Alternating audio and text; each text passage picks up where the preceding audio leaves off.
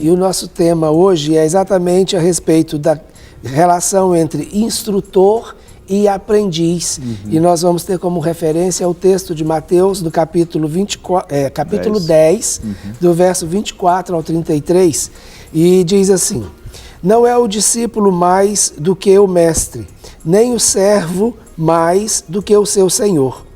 Basta ao discípulo ser como seu mestre, e ao servo como seu senhor. Se chamaram Beelzebu ao pai de família, quanto mais aos seus domésticos. Portanto, não os temais, porque nada há encoberto que não haja de revelar-se, nem oculto que não haja de saber-se.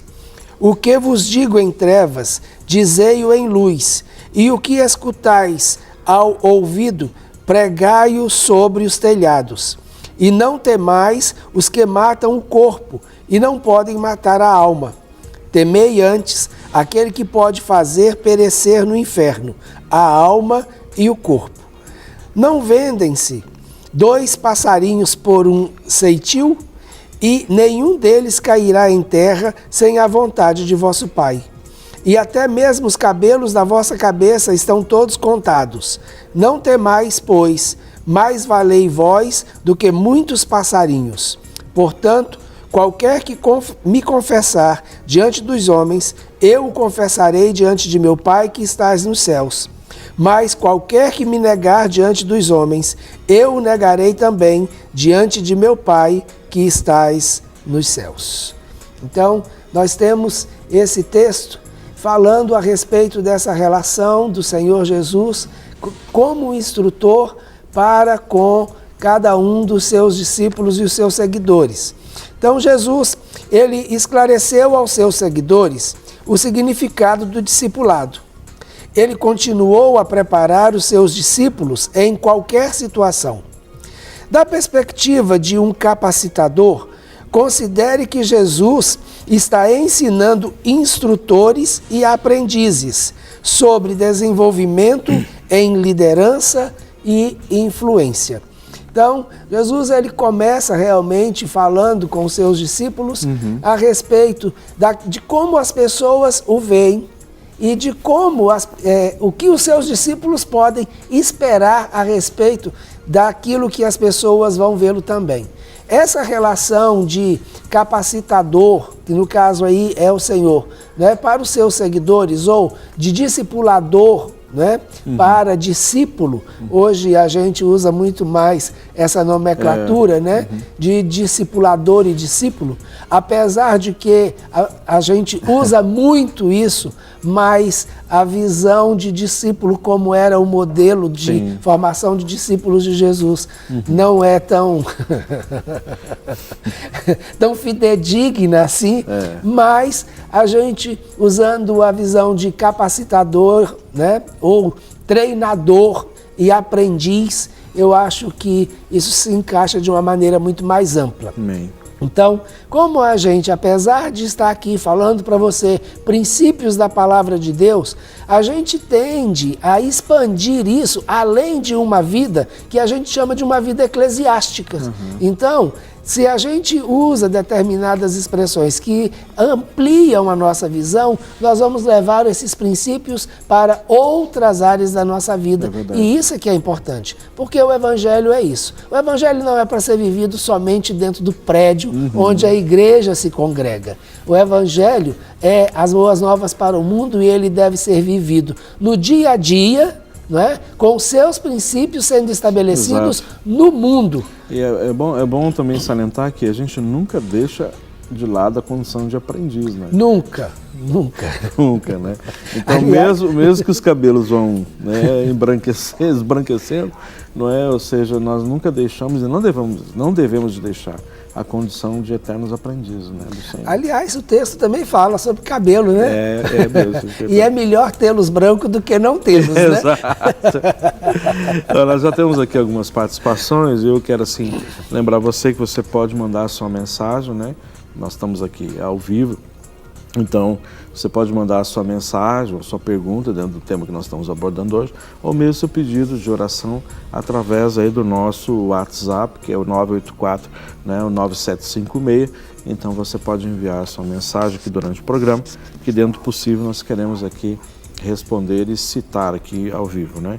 Nós temos aqui uma participação, o Rogerinho, que sempre se fez presente no ano de 2016, né? E nunca deixou de mandar. É do Rio Grande do Norte? É. Ah! Aí já é conhecido, né? E nós queremos mandar um grande abraço, né? Nossa querida irmã Célia, lá de Currais Novos, isso. E ela diz aqui, olha, bom dia a todos que fazem parte da Rede Super, em especial os pastores da Clínica Dalma. Olha, eu estive ausente por um tempo, né? Por motivos que já citei antes, né? Que foi cuidado de uma amiga e que ela tem como uma irmã, e que fez uma cirurgia, mas graças a Deus está tudo bem, né? Está tudo jóia, graças a Deus. Então ela voltou desde a semana passada, então ela está mandando um abraço para a gente, né? Pedindo aqui oração por toda a sua família, a sua filha que está completando ano hoje. Ah, está de aniversário? Qual é o nome da sua filha? Quantos anos ela está fazendo? Manda aqui para a gente poder citar, né? Saúde a todos, grande abraço, irmã Célia, grande abraço, viu, minha irmã? Você é muito especial, importante sempre tê-la aí conferindo, né, os nossos temas abordados e os textos que a gente tem procurado colocar aqui. Ok, quero citar mais um aqui. Bom dia, agradeço a Deus pela oportunidade que tem tido em aprender com esses sábios homens. Me explique sobre a oferta alçada, como aplicá-la nos nossos dias. E aí, Rogerinho, essa é tranquilo de falar. Olha, hoje a gente não tem, Rogério, nesse contexto do Novo Testamento, uma diferenciação a respeito de ofertas. Há pessoas que pregam a respeito de ofertas de primícias, né, ofertas, mas o que Paulo diz, porque Paulo é quem fala a respeito disso, ele fala que a oferta é de acordo com aquilo que está no seu coração e que você deve fazer isso com alegria. Então, esse é o princípio, tá certo? Então, as diferenciações de ofertas e que eram estabelecidas, né, do princípio da lei, então ela até se torna, de certa forma, desnecessária, porque hoje nós não temos mais uma oferta para pecado, ofertas para diferentes formas de pecado. Então Jesus já se entregou como sacrifício e a oferta e o sacrifício perfeito. A partir daí é o que Deus coloca no seu coração. Então, eu acho que a gente não deve, e o Novo Testamento, né, ele não traz uma especificação clara a respeito de nada disso. Então, se você tem, lendo o texto, entendendo que deve apresentar uma oferta com esse propósito, aí é você com Deus, é isso no seu coração, faça e faça com alegria, como o apóstolo Paulo orienta. Amém, né? Glória a Deus. Amém. A nossa irmã, a dona Célia mandou aqui, o nome da minha filha é Cristiane e ela está fazendo 33 anos, olha aí, que bênção, hein? Então, um grande abraço, viu, Cristiane? Deus te abençoe ricamente e a cada dia mais o Senhor possa estar aí, sabe, sustentando você, suprindo, mas muito mais do que isso, levando a você a desenvolver cada vez mais um nível de relacionamento e intimidade assim tão próximo do Senhor, a ponto de você poder ver do Senhor, não é, a nível assim nas suas mais profundas e íntimas e principalmente pequenas coisas, as macro, e ver a graça e a mão e a poderosa mão do Senhor em todos os aspectos, viu? Em nome de Jesus. Ok, então nós vamos caminhar dentro do texto que nós lemos, né, de Mateus 10, de 24 a 33, e o primeiro tópico que a gente vai ressaltar é o que está no verso 24. O aprendiz deveria se submeter-se à autoridade do instrutor.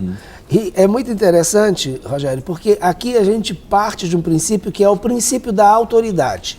Então, não é necessariamente apenas ver o instrutor como uma pessoa superior. naquele momento, a sua função é uma função de autoridade. E essa autoridade, ela precisa ser respeitada. A palavra de Deus ela é muito clara, de que todos nós somos iguais perante Deus. Deus não faz acepção de pessoas, não existe um mais, outro menos. Mas há determinadas funções e Deus coloca pessoas nestas determinadas funções e essa função é uma função que ela se coloca, até pela própria função, em uma relação de autoridade. E essa relação de autoridade, ela precisa ser respeitada e ela precisa até mesmo ser honrada, porque toda autoridade, ela provém de Deus. Então, quando a gente, muitas vezes... Por que eu estou falando isso? Porque eu, como professor, eu já tive alunos mais velhos do que eu. Mas não é o fato. E olha, muitos alunos e bem mais velhos do que eu. Porque eu dei aula em cursos noturnos, eu dei aula muito tempo para pessoas que já estavam adultas e até mesmo senhoras e senhores que teriam a idade de serem meus avós. Mas ali, naquela posição, apesar da minha idade, apesar de toda a honra e respeito que eles têm como ancião, porque muitos deles já tinham até mais de 60, 70 anos, eles estavam ali como aprendizes e eles me respeitavam como professor e como orientador deles. E esse é um princípio. Então nós precisamos muitas vezes ter essa visão. Por que eu estou falando isso? Porque muitas vezes num contexto de igreja, principalmente, essa autoridade ela acaba sendo exigida em um sentido que vai além daquilo que se estabelece. Então, precisa haver, sim, esse reconhecimento dessa pessoa, do instrutor, do aprendiz, essa relação de respeito, essa relação de autoridade, mas também não se deve fazer o uso abusivo dessa autoridade e dessa posição de respeito. Não é? A gente vê alguns discipuladores, não é? Trazendo um peso e muito um julgo sobre o discípulo, que Jesus não fez isso com os seus discípulos. E ele diz muito claramente que o meu fardo é leve, o meu jugo é suave. E aí, quando isso está acontecendo, a gente precisa realmente rever essa relação. Para receber todas as novidades do canal, inscreva-se e se curtir o vídeo, clique em gostei. Aproveite para acompanhar a Rede Super nas redes sociais.